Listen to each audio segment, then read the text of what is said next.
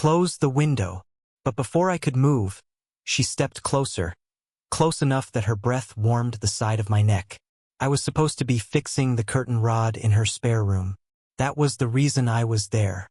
A reasonable, simple reason. Yet nothing about the moment felt simple. The air had shifted, the way it does before a summer storm, heavy and waiting. Her name was Lena, mid-40s, graceful in a way people only become after surviving a few disappointments without losing their softness. She carried herself with quiet confidence, but every now and then there was this break in it, a flicker of uncertainty in her eyes, like she was trying to remember how to let someone stand near her without pulling away. I noticed those things, maybe too much. She stood behind me now, the late afternoon light pooling around her. Her blouse was loose at the sleeves, pale and thin, brushing her wrist every time she shifted. The room smelled faintly of dust and her perfume, something warm that clung to the air long after she passed. "You know," I said, reaching for the window latch, "you could have just told me it was cold." "It isn't cold," she said. "It just feels too open." I paused, fingers resting on the metal latch. "Too open." She didn't answer right away. She stepped close enough that the fabric of her blouse touched the back of my arm, close enough that I could hear the small catch in her breathing. She glanced at the window, not at me, but then her gaze drifted, slow and unfixed, settling somewhere near my shoulder. "You can close it," she murmured. Her tone held something I couldn't place. Not fear, not discomfort, something quieter, like she was trying to hide a thought she had already lost control of. I closed the window, but neither of us moved. My hand stayed on the latch longer than it needed to. Her hand lifted as if she wanted to touch my back, then stopped halfway. She pretended to read something on the wall instead, though there was nothing there to read. I turned slightly. "Everything all right?" She gave a small smile, almost polite, but her eyes were different. They lingered on my face too long, then dropped to my mouth, then away. She straightened her posture quickly, almost embarrassed. "You always ask that," she said. "Well, you never answer." That earned a quiet laugh. She pressed her fingertips to her temple like she could hide it, but the sound drifted through the still room anyway. It softened something between us, or maybe made it worse. I could not tell. Her hand lowered, grazing my arm by accident or maybe not. Her fingers were cool at first, then warmer as they stayed there a second too long. I felt the shift of her weight as she stepped even closer. My pulse kicked up. She looked up at me, eyes steady now, clear, almost searching. "I asked you to close the window," she said, voice low, "because the breeze kept distracting me." The word hung between us, shaped by something neither of us was ready to name. I swallowed. The room felt smaller, the air thicker. Her eyes didn't drop this time. They stayed on mine, unbroken. "Lena," I started, but something outside the room cut me off. A sharp sound in the hallway, a doorknob twisting, someone about to step in. Lena's hand slipped from my arm, but her eyes, wide and startled, stayed on me as the door began to open. The door opened only halfway before it stopped. A voice in the hall called, "Lena, you still in here?" She stepped back, smoothing her blouse like she had been caught in something she didn't have a name for. "I'm fine," she answered, tone steady but too quick. "Just helping him with the window." The person in the hall nodded and left. The footsteps faded. The door clicked shut again. The quiet returned, thicker now. I exhaled slowly. "Didn't know we needed cover." She gave me a look I couldn't read. "We don't," she said. But she said it the way someone says a truth they don't really want to touch. She walked past me toward the table, gathering a few loose papers, pretending to sort them. I watched the small tremor in her fingers. It wasn't nervousness. It was something older than that. A habit. "Can I ask something?" I said. She kept her back to me. "If you want. You always act like someone is watching." Her shoulders tightened before she forced them to loosen. "Old reflex," she said. "When you've been married for 20 years, you get good at hiding your thoughts, even after you leave." I stepped closer, slow enough that she could step away if she wanted. She didn't. You got divorced recently? I asked. 3 years ago, she said. Still feels recent. A small silence settled between us. Not uncomfortable, just honest. Part of me wanted to reach for her hand. The other part knew she would pull it away too fast. She turned, leaning against the table. You're asking a lot of questions today. Just one more, I said. Why did you call me to fix the curtain rod when you could have asked anyone? Her eyes flickered. Because you notice things, she said. You don't push. You just pay attention. She dropped her gaze to her hands. I don't know many people who do that. I felt heat creep up my neck. I tried to hide it by looking at the half-fixed rod. I just try to help. That isn't what I meant, she said softly. Her words landed in a place I wasn't prepared for. I felt it more than heard it. She pushed away from the table and came closer, stopping a breath from me. Her hair brushed my forehead as she looked at the unfinished work. The faint warmth from her cheek drifted across mine. I tried to focus on the screw in my hand, but her presence made concentration feel impossible. You're too young to get tangled in someone else's mess, she said. Her voice wavered, barely noticeable. People would talk. They always do. I don't care what they say. You should. I turned to her. She looked away, but not before I caught the flash of something raw in her expression. Regret, maybe, or fear of the kind of closeness she didn't let herself want. When I reached for the curtain rod again, my arm brushed hers. Neither of us moved. Her breath touched my jaw. She didn't step aside, and I didn't either. Her hand lifted, hesitant, then settled lightly on my shoulder. It was barely a touch, but it felt deliberate. Her fingertips stayed there a heartbeat longer than necessary, long enough for both of us to feel the shift. Thank you for helping, she murmured. But the way she said it was not about the window. And when she let her hand fall away, it dragged slow against my shirt, like she couldn't quite convince herself to let go. Lena's hand had barely left my shoulder when her phone buzzed on the table. The sound sliced through the room like someone flicked on the lights. She stiffened, eyes darting to the screen before she reached for it.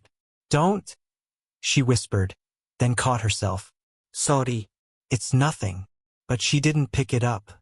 She just stared at the screen until it stopped vibrating. The tension stayed in her jaw, tight enough that I almost reached for her hand again. You don't have to explain, I said. She let out a slow breath. I know. Another buzz, louder this time. She snatched the phone, turned it face down, and pressed it to her thigh. Her voice dropped to something almost defensive. It's just my sister. She gets nosy. I almost laughed. About curtain rods? She didn't laugh. About everything. She stepped away, trying to make space. But then she stopped halfway across the room like she didn't trust herself to go farther.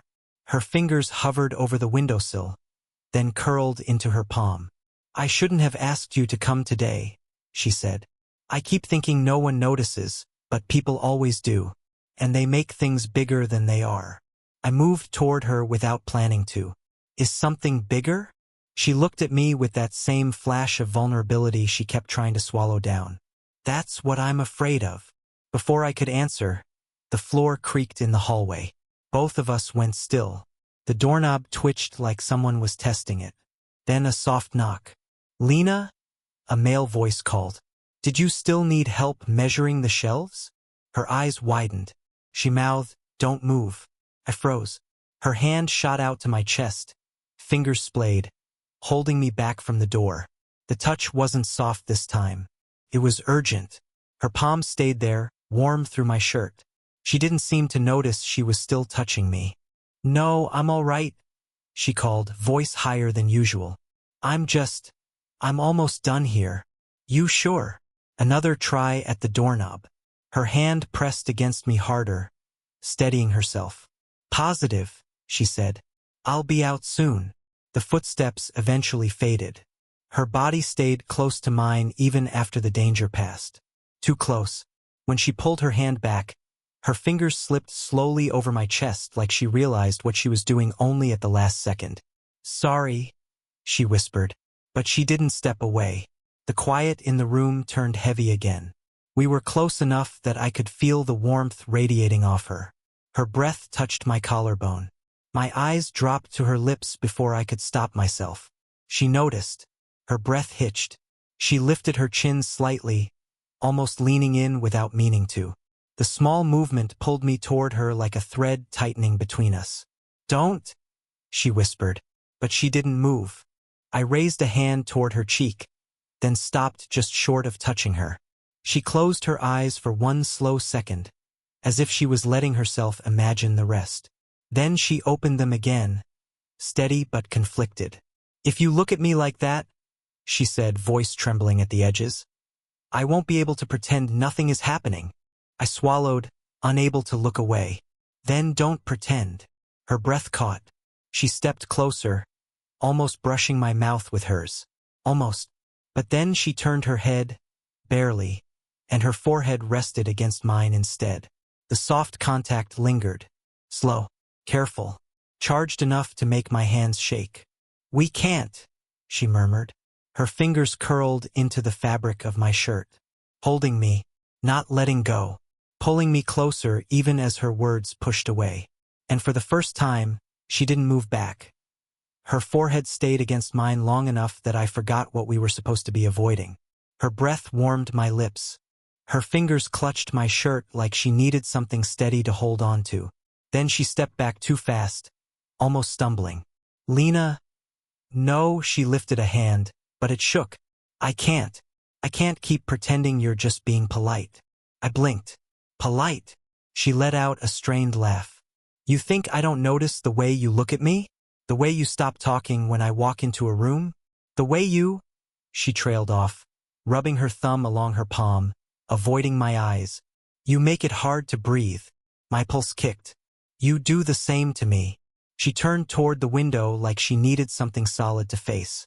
"You shouldn't say things like that." "It's true. That's what makes it worse." I crossed the space between us before she could retreat again. I didn't touch her this time. I just stood close enough that she could feel the heat from my body. Her shoulders rose and fell fast, barely controlled. "You're shaking," I said quietly. "I know." Her voice cracked. "I don't know what to do with any of this." I brushed a stray strand of hair from her face. My fingertips grazed her cheekbone, the soft skin under her eye. She leaned into the touch so subtly I almost thought I imagined it. She whispered, "Don't be gentle with me right now. It's making everything harder. I don't know how else to be with you." That broke something in her. Her breath caught.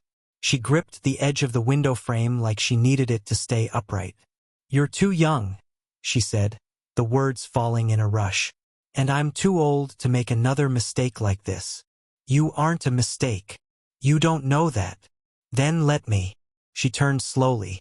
Her face was inches from mine.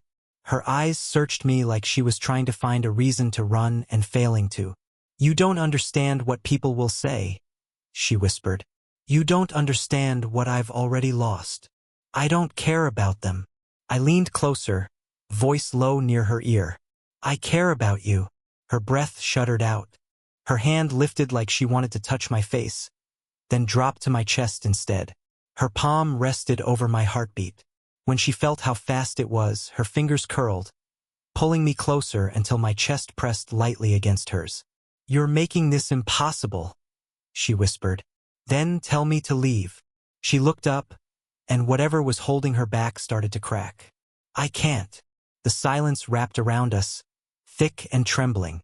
We stood so close that the tip of her nose brushed mine when she inhaled. Her lips parted, barely. My hand slid to her waist, slow enough for her to stop me. She didn't. "Lena," I said, voice breaking on her name. She reached up, fingertips grazing the back of my neck, drawing me down that final inch. And just as her lips were about to touch mine, her phone rang again.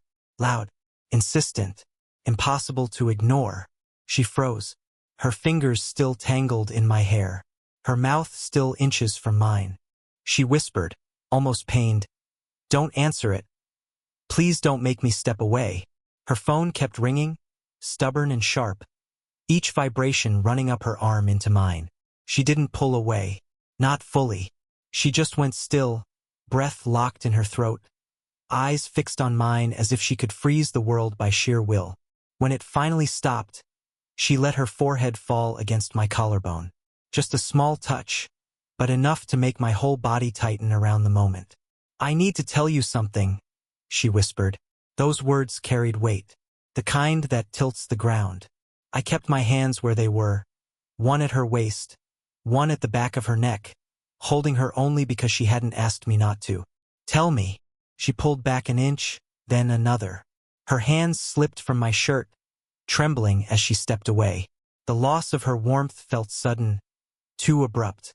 "That wasn't my sister calling," she said. I straightened. "Okay." She paced once, then stopped, palms pressed flat against the table. "It was Tom." The name meant nothing to me until she added, "My ex." I felt something drop in my chest. Not jealousy, something quieter. Something that made me stand straighter, careful not to step closer too fast. "He still calls?" I asked. She gave a small, humorless laugh. "He still thinks he gets to know where I am, who I'm with." She looked at me then, eyes tight. "We haven't been together in years, but some people don't understand the word gone." My jaw tensed. Did he hear anything? "I don't know." She touched her neck, tracing the edge of her collarbone like she was trying to calm herself. He showed up here once, after the divorce. Wanted to check on me." Her fingers curled. "He still has friends in the building." I stepped closer before thinking. "Has he ever?" "No," she said quickly. "He's not dangerous. Just intrusive." But the tremor in her voice said something else. Something she wasn't ready to admit. "And you didn't tell me this before because?" I asked. She met my eyes. "Because you're already too close, and I keep letting you get closer." That cracked the air between us. I felt myself move before logic caught up. But she lifted a hand and stopped me with just her fingertips on my chest again. "Listen," she said. "There's more." I waited. Her voice dropped. "Someone saw us. Earlier. Before you closed the window." My breath stalled. "Who?" "I don't know. But I heard a door shut down the hall. Right after I stepped behind you." She swallowed. "And Tom asked me, the last time we spoke, if I'd found someone younger to fix things for me now." I froze. The implication hung heavy. "He didn't say your name," she continued. "He didn't accuse me of anything. But he never guesses without a reason." The room shrank. The tension shifted from private heat to something sharp-edged. She stepped closer again, almost unconsciously. Her fingers brushed my forearm, barely there. "You still want to be here after I've told you all this?" "Yes," I said instantly. Her breath hitched at the speed of it. "But," I added, "I want you to want me here too. Not because you're lonely. Not because he's watching." She held my gaze, something fighting behind her eyes. Then she whispered, "I didn't ask you to fix the curtain rod. I broke it on purpose." The confession hit like a pulse between us. She stepped even closer, chest barely grazing mine, voice low and unsteady. "I wanted a reason to see you, and now I don't know how to stop." Her hand found mine, held it tight. "We can't go back after this," she said. I squeezed her fingers. "I wasn't planning on going back." She exhaled, shaky and real, and for the first time she didn't hide the way she looked at me. "We have to decide," she whispered, stepping close enough that her breath brushed my lips. "Either we end this now, or we stop pretending there's anything to end." Her hand in mine felt steadier than her voice. The room was quiet, the kind of quiet that makes every breath too loud, every heartbeat something you can almost hear between two people standing too close. "Say it," she murmured. "Which way are we going?" She stood inches from me, her chest rising quick and uneven. Her fingers tightened around mine like she already knew the answer but needed to hear it just once, out loud, before she let herself fall. I stepped closer, not touching her yet, just close enough that her breath brushed my jaw. "I want you," I said. "I've been trying not to, but I do." Her lips parted on a small, shaky breath. She didn't lean in. She didn't pull back. She hovered in that fragile space where intention becomes action. You don't know what you're choosing, she whispered. I do, I said. I'm choosing you. Her eyes softened, then clouded. She shook her head once, barely. If we cross this line, it won't be simple. People will talk. Tom will dig. You'll get dragged into things older than you. I'm already in it. You're 24, she said, voice breaking on the number. I'm twice that. I've lived a whole life you haven't even touched yet. You'll wake up one day and realize you wanted someone who doesn't come with all my history. I lifted her chin with 2 fingers, slow enough for her to stop me. She didn't. Your history doesn't scare me. Her breath caught. It scares me. She looked away for a moment, jaw tight, the way someone braces before admitting something they've held back too long. I didn't want to feel anything for you, she said. I thought it would pass. You were just kind, observant, a distraction. Her voice wavered. But then you showed up today, and you looked at me like I was still someone worth looking at. She swallowed, and her next words came out almost raw. And I can't remember the last time anyone looked at me that way. I cupped her cheek. She leaned into the touch immediately, like she'd been waiting hours instead of months. I look at you like that because it's true, I said. A long silence. Her eyes drifted to my mouth again. A slow, dangerous shift in the air. You're making this very hard, she whispered. I know. She stepped forward until her body brushed mine. Soft pressure through thin layers of fabric. Her hand slid up my chest to my collar, curling lightly around the edge as if pulling me closer without making the choice fully. This is the line, she said. Right here. I nodded. Her forehead touched mine again. Not accidental this time. Intentional. Slow. Her thumb brushed my lower lip, a soft, trembling pass of skin against skin. Tell me one more time, she breathed, and I won't stop it again. My voice dropped to barely a whisper. I want you. Her eyes closed like the words hit too deep. When she opened them again, something in her had shifted. The fear was still there, but it no longer held her back. It simply lived beside the want. She slid her hand to the back of my neck, fingers threading into my hair. Then don't move, she said quietly. I didn't. She leaned in, slow enough to give me a chance to regret it. I didn't. Our lips were a breath apart, the heat of her mouth already warming mine. She whispered, no more pretending, and in that last suspended second, with her breath against my lips and her fingers holding me close, we understood each other completely. Her lips hovered there for one long second, soft and warm and impossibly close. Then she let out a shaky breath and rested her forehead against mine again instead of pulling me into a kiss. It felt like the gentlest kind of surrender. I should be terrified, she whispered. Her fingers stayed in my hair, light but sure. But I'm not. Not right now. I slid my hands to her waist, steadying her as she exhaled against my mouth. The tension that had held us apart for weeks finally broke. Not with a dramatic moment. Just the soft realization that neither of us was stepping away. We can figure the rest out later, I said. Right now, stay with me. She nodded once. Small. Real. She let her body lean into mine until her cheek brushed my jaw. The warmth of her was grounding, not reckless. Her hands slipped from my neck to my chest, resting there like she needed to feel something solid. I keep thinking I'll ruin this, she said quietly. You won't. You don't know that. I let my thumb trace the side of her face. Then let's take it slow. Her eyes lifted to mine, surprised. You would do that? I'm not here to rush you. I'm here to be with you. The words landed. Her posture softened in a way I had never seen from her. Like she finally let herself believe I wasn't going to disappear. She stepped closer, sliding her arms around my waist. Her cheek pressed against my chest, right over my heartbeat. I wrapped my arms around her and held her, slow and steady. No urgency. No hiding. You can't tell me this is nothing, I said. She shook her head against me. I tried to tell myself it was. And now, she lifted her face, her eyes clearer than before. Now I want you to stay. We didn't kiss. Not yet. Instead, she guided my hand to hers and laced our fingers together. Her thumb brushed the back of my hand in a slow, thoughtful rhythm, like she was memorizing the shape of it. "What about Tom?" I asked. She sighed, but without the fear that had been there earlier.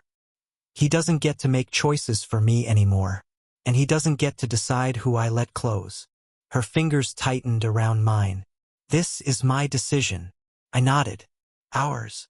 She smiled then, soft and tired in a way that made her look younger.